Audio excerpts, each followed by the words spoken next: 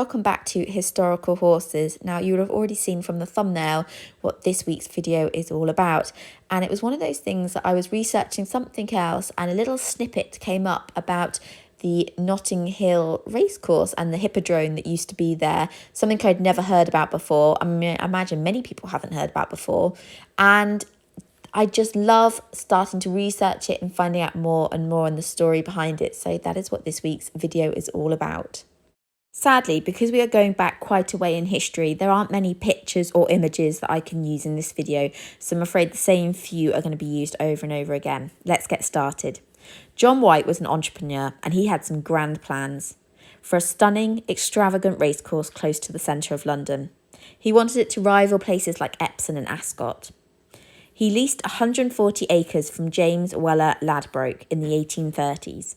John White got to work setting out his racecourse. He enclosed the slopes of Notting Hill and the meadow west of Westbourne Grove with a 7-foot-high wooden fence. Access to the course was via a gate on the site of the main entrance to Ladbroke Square Gardens. Ladbroke Square Gardens still exists today. As the name suggests, it's a garden square in Notting Hill, West London. The gardens form the largest of 16 communal gardens of the historic Ladbroke estate, covering approximately 7 acres. The stables and paddocks were situated along Pottery Lane. Notting Hill grassy knoll made for a natural grandstand. The racecourse was set out on an extreme circle with a 2¼ mile steeplechase using natural fences, a flat racetrack and a pony and trap track. There were mixed reviews on the racecourse, some saying it was quite splendid while others said it was disgusting. The racecourse only had 13 meetings in the 5 years it was open. The first meeting took place on the 3rd of June 1837. The racing was for plates of 50 and 100 sovereigns.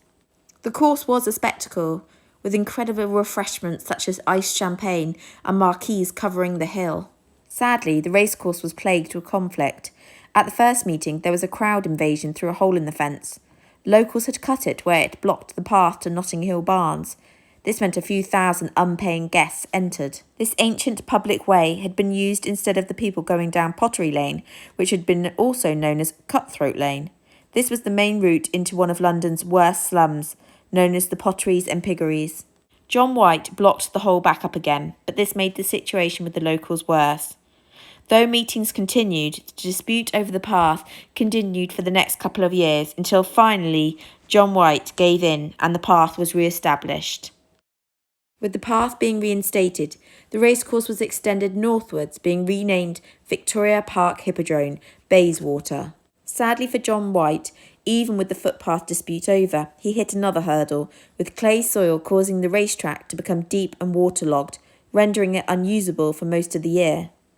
Leading jockeys felt the course was dangerous and chose not to ride there. The last meeting took place on the 3rd of June 1841. Hippodrome Mews and Hippodrome Place give a little nod back to the history that used to be here and the racecourse that was there for 5 years, many, many years ago.